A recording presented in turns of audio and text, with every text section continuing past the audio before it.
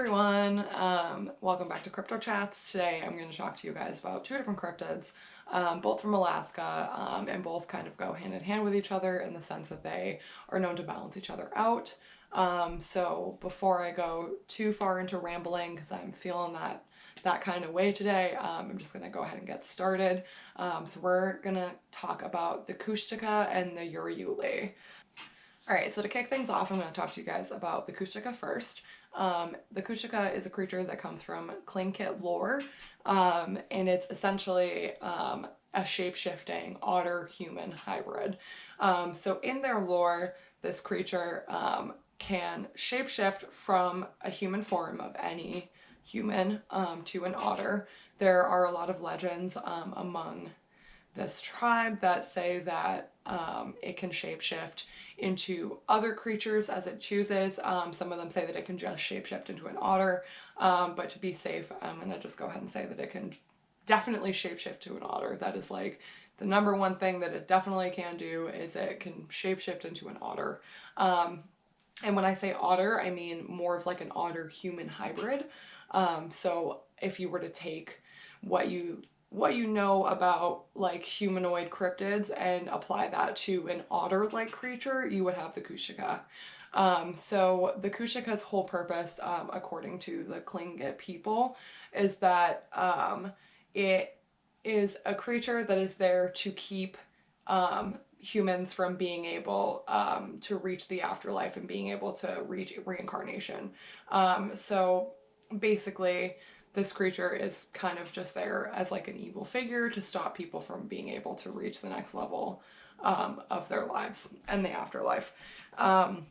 So the lore basically goes that people will be in the woods and you're hearing a baby crying, you're hearing a woman, you hear someone familiar to you's voice, a voice that you recognize, whether it be like your mom, a friend of yours, someone in your family. And naturally, I know if I was in the woods and like heard my dad yell to me, I would follow because that's my dad and I'd like to see what he has to say. So these creatures will use their shape-shifting powers to mimic a familiar voice to somebody and kind of lure them towards that area where they drown them and then save them by transforming them into a Kushtaka as well. They're seen a lot of times when people are drowning or about to die on the edge of death for whatever reason, usually water-based, so drowning is like the number one. And in that instance, they save these people's lives by changing them into a Kushtaka as well, which in this lore prevents that person again from being able to be resurrected into something else. So it's definitely not the nicest thing. I mean, in a way you're like, oh, it's trying to save you from dying. That's pretty sweet. But then it's kind of taking that afterlife and that reincarnation away from you, which is not great. That's not very nice, which is the biggest reason why this cryptid is known to be a little bit malevolent. Over the time, there have been a lot of sightings of it from the Tlingit people and from other people native to Alaska in this region that this cryptid is known to be seen in. And people have just described it as, you know, being like a 7-foot tall otter looking creature, but it's, you know, bipedal and standing 7 feet tall. So the Kushtaka are known kind of to be like a species of people, people that have lost their way, people that have drowned and been turned. So it's not just one, it's like a whole bunch of different ones. They're said to make this like really crazy, like guttural, whale-like sound when they're not trying to impersonate somebody close to you or someone you recognize, which is really scary because I imagine, you know, you're in a situation where you're already feeling kind of scared, you know, you're about to drown or, you know, you're somewhere you don't recognize or something and you're lost in the woods and you hear this like really guttural like wailing noise and then you turn your head and it's like your dad or like your brother or something and it's like staring at you, like that would scare me very deeply.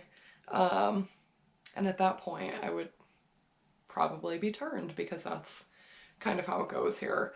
So it's definitely interesting because the legend with the Kushtaka, it can kind of go both ways. You know, some believe that the Kushtaka is a benevolent creature just to, you know, be there to like save people from dying and like giving it a chance at a different life so that you're not dead. Which, when you look at it that way, you're like, yeah, that is a nice thing to do. Like, I've saved you from dying. That's great. But then a lot of other people see it as like, okay, well, this creature is really just here to kind of rob you of your everlasting life, of your ability to reincarnate. And so, like, when talking to people, it can be phrased as like it's trying to lure you, it's trying to trick you into this this life of being this like shape shifting creature. It's super interesting. When I looked into it too, I did a bunch of research into, you know, how the people of that area deal with it, and like a lot of it is saying that, you know, the only person who can save you from that situation is like a shaman of the Tlingit tribe. Another thing is that they're said to be afraid of dogs. So a lot of people native to that area will go hunting with their dogs because it's the only way that they know that they're not going to run into a Kushtaka, is because it's, you know, because they're like, they're afraid of dogs. They're not going to come near you if you have a dog with you, which does kind of, for me at least, solidify the theory that they can only shapeshift into otters. Because I don't know, I just, in my brain it's like, oh, if you're afraid of dogs, if you're afraid of, you know, canine creatures, then you wouldn't be able to shapeshift into them, and maybe that's why you're scared of them.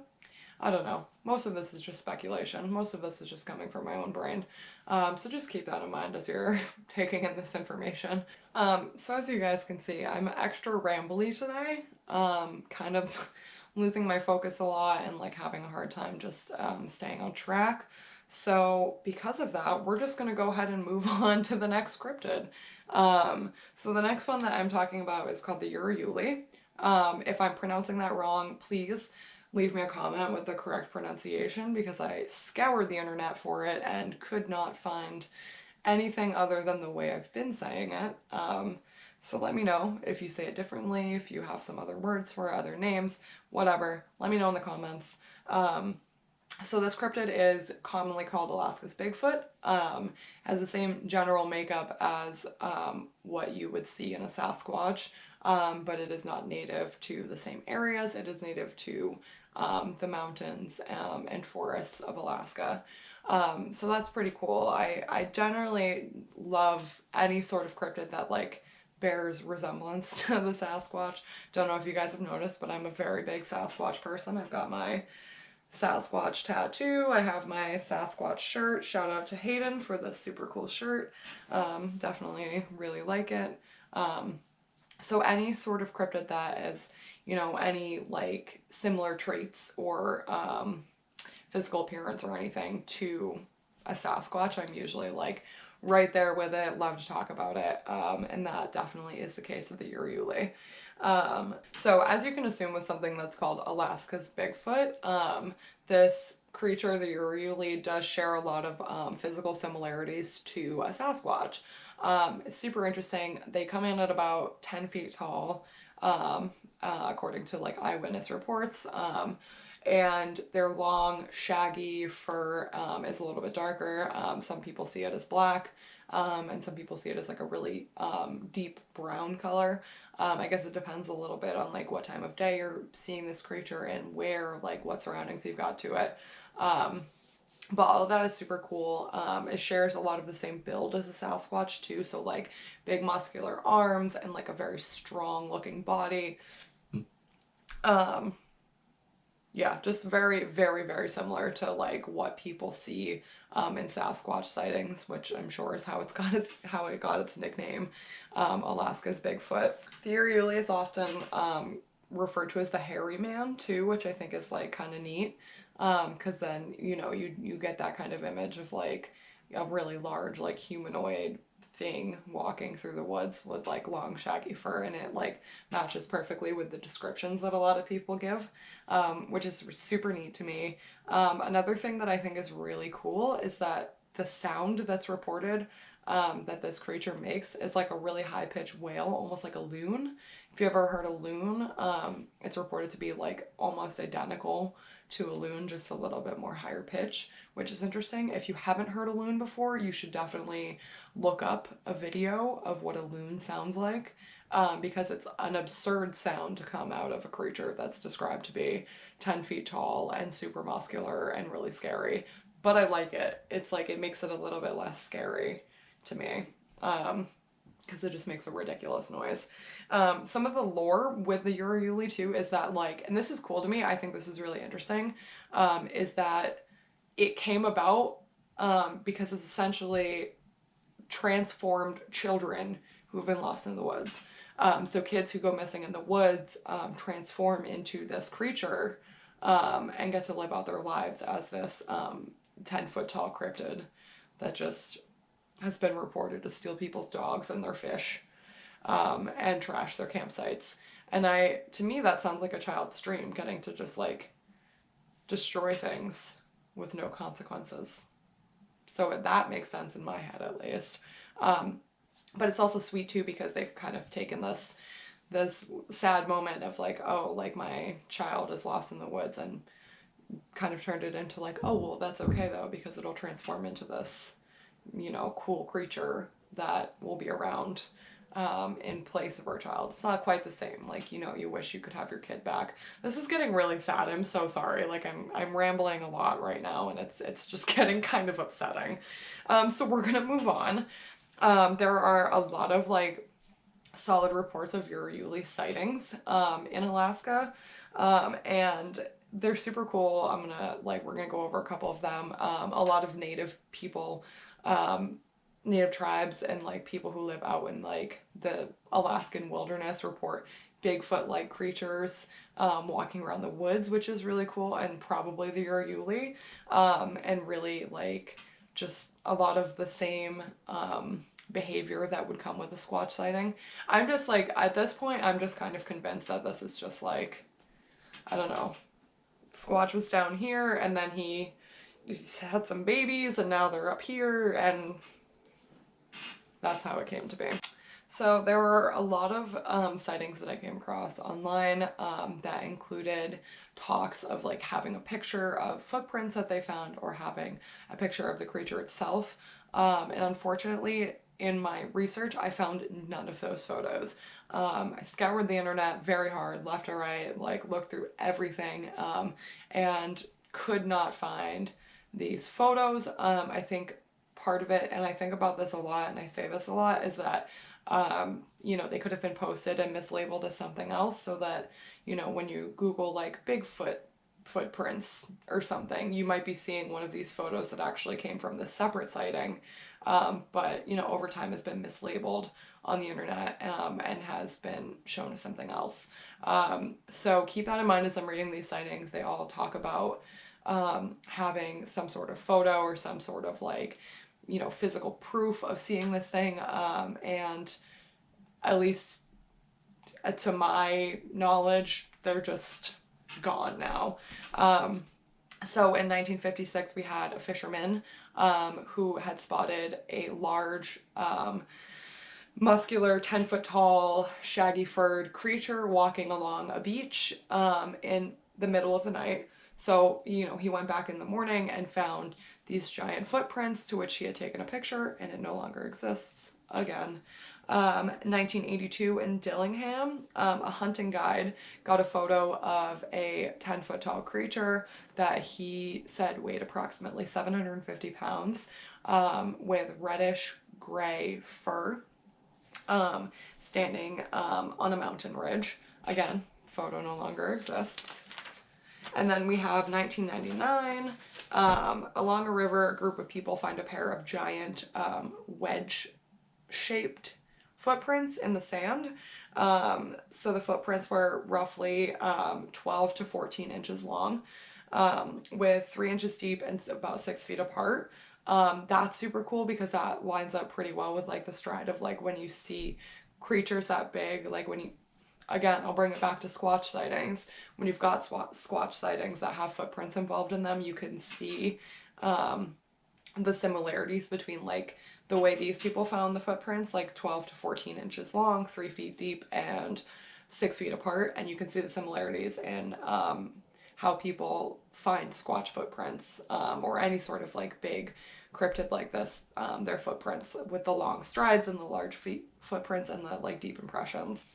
So then again in 1999, there was another sighting of a black haired creature, black shaggy fur, that stood about 14 feet tall with long arms and long legs, and had the general appearance of an ape.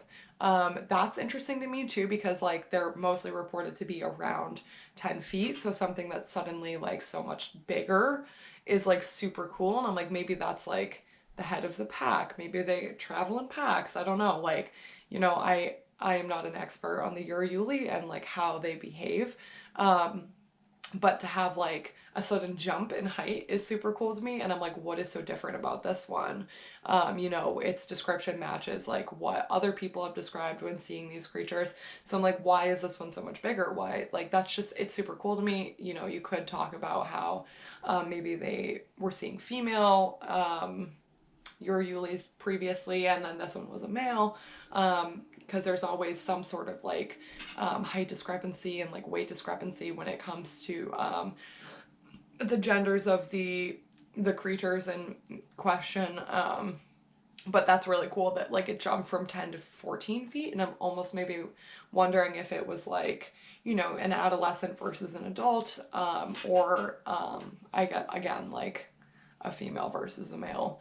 I'll never really know the answer to that one, like for that case specifically, which kind of bugs me a lot. But hopefully eventually we'll be able to shine more light on what that means, and what the height differences mean.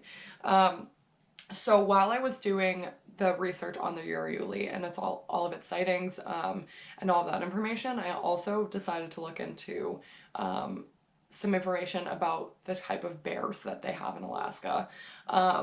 Because again, I've talked about this before, but one of the most like quick assumptions that people make when people start talking about cryptid sightings is, various wildlife like bears, moose, anything that's like native to that area that could explain why someone's seeing something so big and something so hairy and something so weird, like wandering through the woods.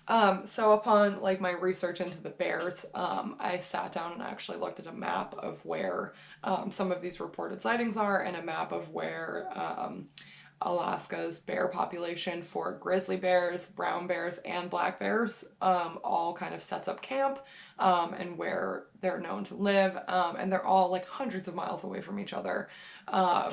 Black, brown, and grizzly bears just don't live in the regions that these cryptid sightings are happening.